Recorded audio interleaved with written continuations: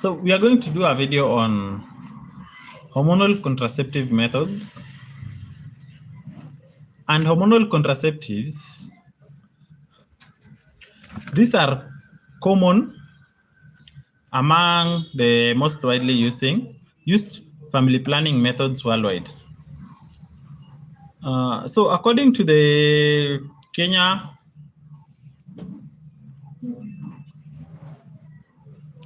contraception statistics, nearly 44% of women using modern contraceptives chose hormonal contraceptives, with the 26% choosing injectable contraceptives. Hormonal contraceptives contain synthetic hormones. These are a combination of estrogen and progesterone, or progestin alone, which work primarily by preventing ovulation and making the cervical mucus too thick for the sperm movement. They can be taken in the form of oral pills, injectables, intramuscular or subcutaneous form of oral, intramuscular or subcutaneous. Then we have implants, skin patches, hormone releasing intrauterine systems, or vaginal rings. Hormonal contraceptives are highly effective if used correctly and convenient. The following are hormonal contraceptives available in Kenya. So the first one, we have combined oral contraceptives, COCs, progestin-only contraceptives, POPs, progestin-only injectable contraceptives. We have DMPA, then progestin-only contraceptive implants such as Jadel, Implanon, Zarin, that is implant. Then we have hormone-releasing intrauterine system, dedicated products for emergency contraception, such as P2. These methods are less commonly available in Kenya. Combined injectable contraceptives, the skin patch. Then we have vaginal contraceptive rings, which include combined hormonal, such as the NuvaRing and progestin only, e.g. the Progrin. So we are starting with the combined oral contraceptive pills. Combined oral contraceptive pills that contain pills that contain synthetic estrogen and progestin or progesterone, which are similar to the natural hormones produced in a woman's body. These are contraceptives commonly referred to as the pill. Over the years, the amount of the estrogen hormone in COCs has decreased to lower the safer levels, which has decreased the occurrence of side effects. High-dose combined oral contraceptives are now defined as those containing 50 micrograms or more of estrogen, and low-dose pills contain 30 to 35 micrograms of estrogen. The ultra-low-dose combined oral contraceptives, they contain 20 micrograms of ethinyl estradiol. Low-dose pills are most commonly available in Kenya. So in Kenya, we have different combined oral contraceptives, such as the Femiplan, Microgynon, Yasmin. We have the Lydia pill. Then we have Drosperinon. Those are the different types of contraceptives, combined oral contraceptives that are found in Kenya. So the types of pills we have in Kenya, we have the pills that come with 21 packets or 28 tablets. In the 28 packets, only the first 21 pills are active. They contain the hormones. The 7 pills are inactive and usually contain iron. So those other 7 pills, they contain iron and usually they are called a placebo, the red pills. Then we have 3 types of COCs, whereby we have monophasic, then we have biphasic and triphasic. So the mode of action of the combined oral contraceptives, they work primarily by preventing the release of eggs from the ovaries, that's by suppressing ovulation. Then they thicken the cervical mucus, thus interfering with the sperm transportation. They make the cervical mucus thick. So when the cervical mucus is thick, it means the sperm won't swim. Then the effectiveness depends on the user. It's usually 99.7% effective in preventing pregnancy if used correctly and consistently. Risk of pregnancy risk is greatest when a woman starts a new pill pack 3 or more days late or misses 3 or more pills near the beginning of the end of the pill pack. So when you are starting the pack, make sure you start it on time and avoid delay when you are taking the drug. Also using it usually at the same time every day will increase the efficacy of the pill. Note, the combined oral contraceptives, they do not disrupt the continuing pregnancy or the existing pregnancy. So when you are pregnant and you're taking these combined oral contraceptives, then they won't affect your pregnancy. Okay. So advantages of the combined oral contraceptives. The first one is highly effective if used correctly and consistently. Then we have they are effective immediately if given within the first 5 days of the cycle. They are easy to use. They are easy to obtain and can be provided by a trained non-clinical service providers. Then easy to obtain. That one I've said. Then COCs are safe for majority of women. Then we have the non-contraceptive health benefits. Reduction of menstrual flow. So when you use the combined oral contraceptives, you may have a reduced menstrual flow. Then decrease in dysmenorrhea, painful periods. Dysmenorrhea is very painful period, so you may have decrease in dysmenorrhea. Then reduction of symptoms of endometriosis and polycystic ovarian syndrome. Then we have improvement and prevention of iron, that's the deficiency of anemia. Then possible protection from symptomatic pelvic inflammatory disease. Then we also have treatment of acne and hirsutism. So limitations of combined oral contraceptives. Combined oral contraceptives must be taken daily to be effective, preferably at the same time each day. Effectiveness may be lowered if the client is on anti-tuberculosis drugs such as rifampicin, rifabutin, and anti-epilepsy treatment. Some ARVs are indicating the need of a backup method. Service providers should refer to the MEC for possible drug interactions. Contraceptive effectiveness could also be lowered in the presence of gastroenteritis, severe vomiting, and diarrhea. Combined oral contraceptives do not offer protection against sexually transmitted infections, including hepatitis B and HIV. Therefore, at-risk individuals should use condoms to ensure protection against sexually transmitted infections. They reduce milk production in breastfeeding women. So if you want to reduce the milk production, you may take these combined oral contraceptives. Now we go to the side effects of the combined oral contraceptives. Use of combined oral contraceptives should be associated with minor and major side effects. Minor side effects, they include nausea, more common in the first 3 months. Then we have spotting or bleeding in between menstrual cycle.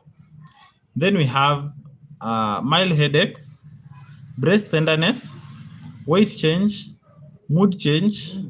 Then we have amenorrhea. Some women may see amenorrhea as an advantage. That's when you miss your periods. Major side effects or complications are rare, but possible.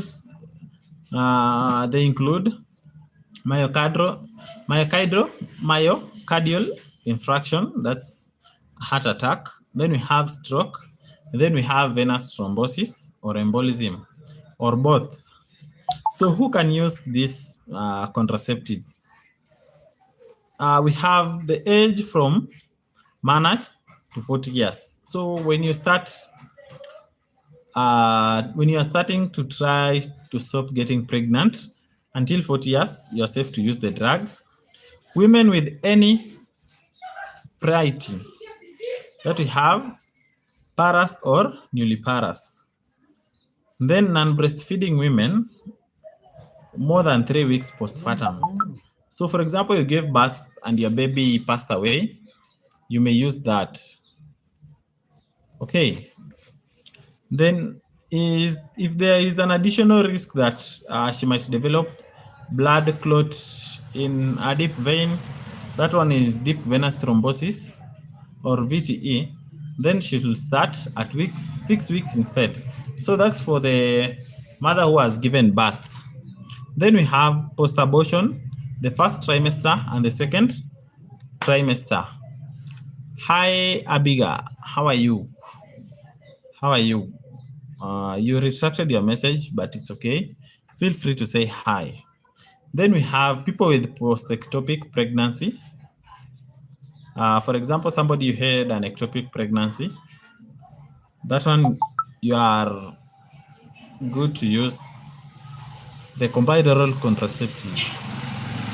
If you had a previous pelvic surgery, then we have minor surgery without prolonged immobilization. Good morning. How are you? And welcome to my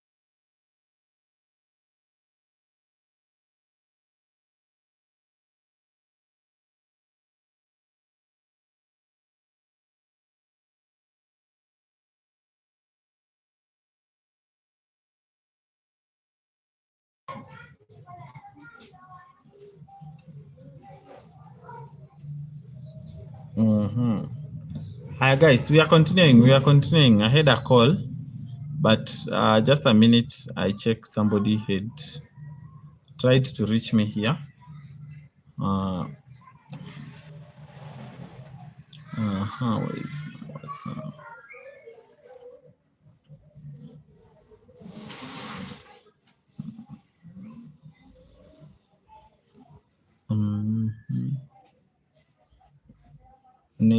Nebulate.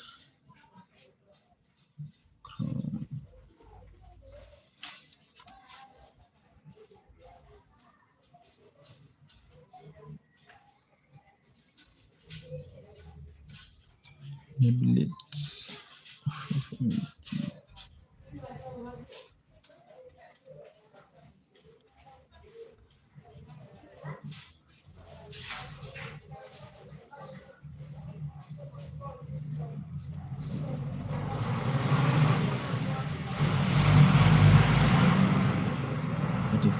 528.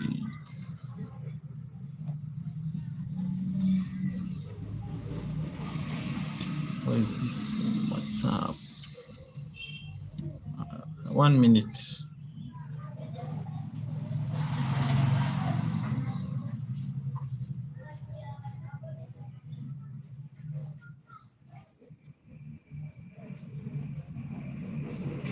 Let's plus. Okay, now we continue. Yeah, we continue. Abiga, are you still here? Do you have a question? We were continuing with the combined oral contraceptives. Yeah, we were continuing with the combined oral contraceptives. And we were on who should use the combined oral contraceptives.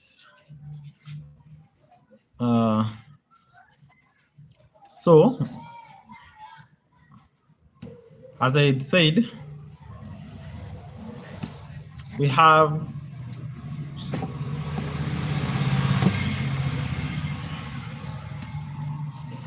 epilepsy, people with epilepsy. Then we have people with endometriosis.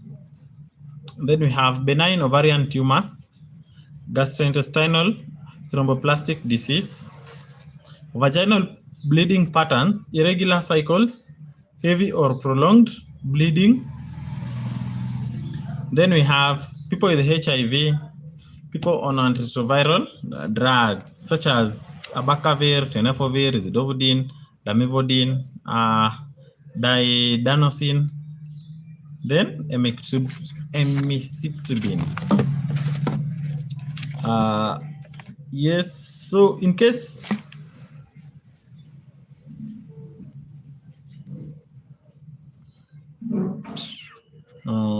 people with mild liver cirrhosis, iron deficiency, anemia, and thalassemiasis. Then we have antibiotics, antifungals, and antiparasitics. Okay. So we are going to women who should not use combined oral contraceptives. So this section outlines circumstances that will absolutely prohibit a woman from using combined oral contraceptives, as well as circumstances that generally prohibit a woman from using COCs, but would allow if these three criteria are met. No other method is available or acceptable. Clinical judgment is possible, and careful follow-up can be assured. So the first one is breastfeeding mothers before 6 weeks postpartum. So they should not use the combined oral contraceptives. So guys, if you're here, make sure you leave a comment and you say hi. We are talking about combined oral contraceptives. Let me put a sticker here. Combined oral contraceptives. Yeah, you give a like, you support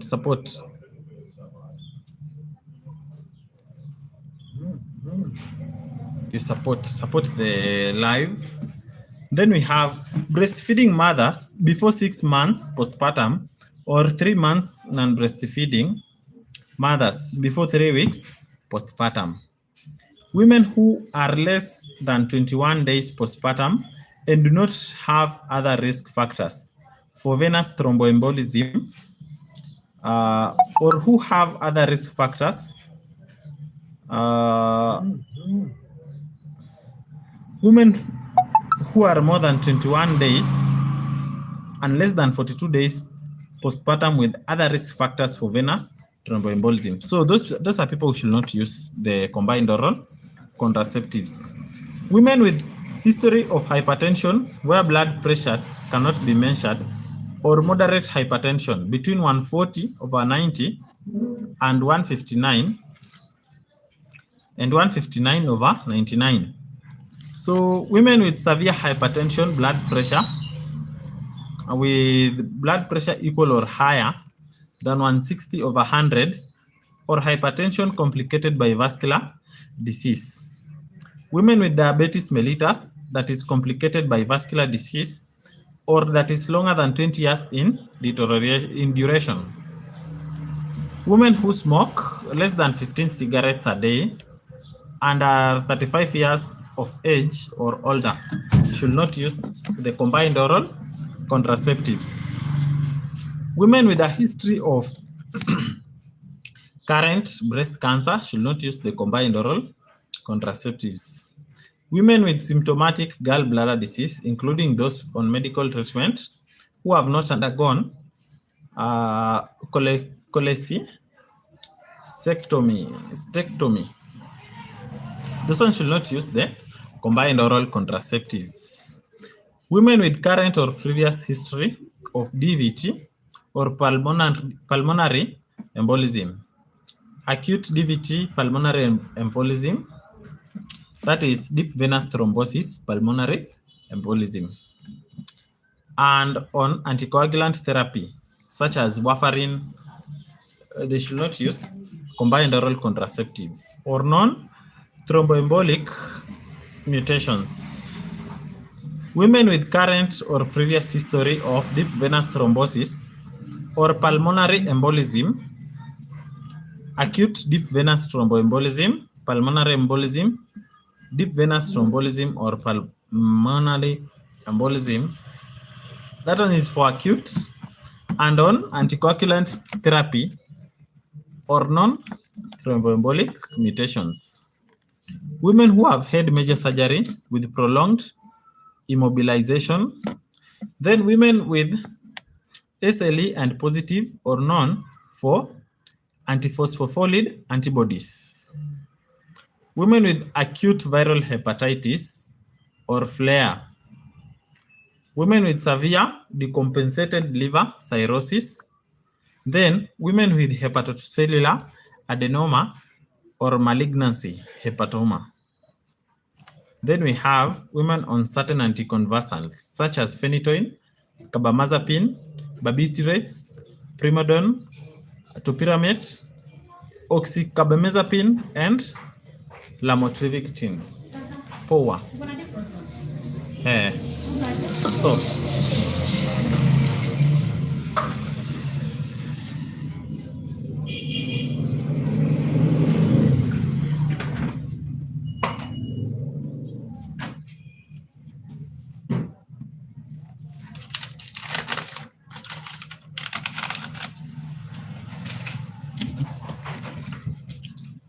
hi.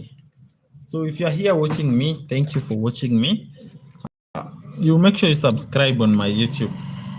So we shall be doing a few lessons on different, we shall be doing mostly focusing on family planning. So when should a woman start using the combined oral contraceptives? Combined oral contraceptives, a woman can start using COCs at any time if it's reasonably certain she's not pregnant. So if you know you're not pregnant, you can start using the combined oral contraceptives. If she begins using combined oral contraceptives more than the 5 days after the start of her monthly bleeding, during the first 7 days when she takes COCs, she should use a backup method such as condoms, or you can use emergency contraceptives such as Postina 2. Yes, then for postpartum women, use of combined oral contraceptives is not usually normally recommended for women less than 6 months postpartum who are primarily breastfeeding. Non-breastfeeding, if a woman is 21 or more days postpartum, amenorrheic, and is certain that she is not pregnant, she can start combined oral contraceptives immediately. Use of a backup method is required for the next 7 days. If her menstrual bleeding has returned, she can start the combined oral contraceptives as for other women having menstrual bleeding. So switching between family planning. Switching from one hormonal method to another, one can start combined oral contraceptives immediately if she has been using her hormonal method consistently and correctly, or if certain that she's not pregnant. If her previous method was injectable, start combined oral contraceptive when the next injection is due. Uh, Switching from non-hormonal method to other than intrauterine contraceptives, start immediately or any other time. If certain that she's not pregnant, start within the first 5 days of menstrual bleeding. If it's more than 5 days after the start of a monthly bleeding, she can start the combined oral contraceptives anytime if it is reasonably certain she's not pregnant. She'll need a backup method for at least the first 7 days of taking the pills. Switching from intrauterine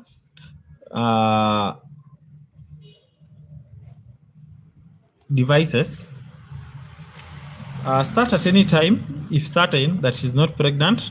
Start within 5 days of menstrual bleeding, and the IUCD can be removed at the same time.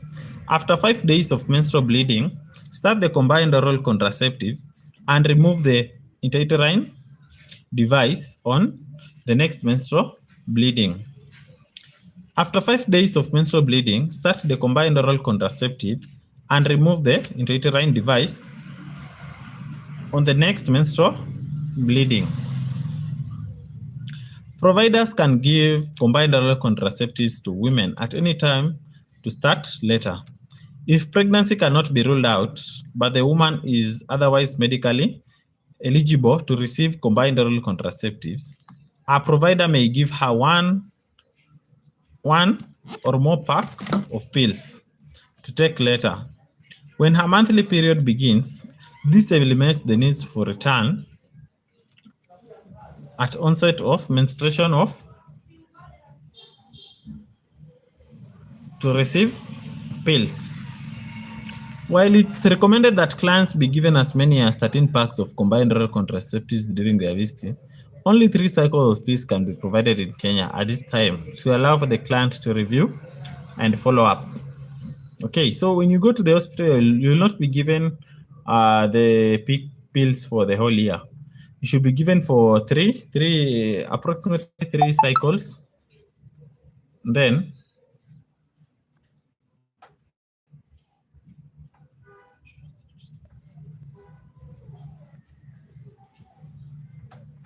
you go for checkup. So we're going to the management of side effects. So providers should ensure that the clients are aware of known complications that can be associated with combined oral contraceptive use, pointing out that although these complications are rare, clients should return immediately if they experience the following danger signs. So they're usually classified as X.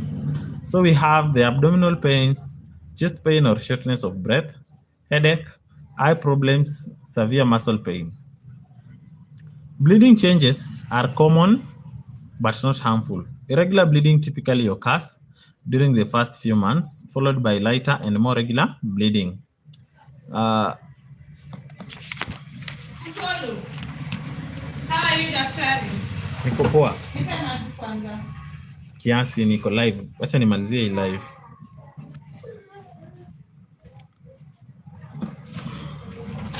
Mtoto nipe dawa jamani. Ya customer. Mtoshe kuonyesha. Ni ya mtoto sana. Oh. Hi student. Mwanagenzi.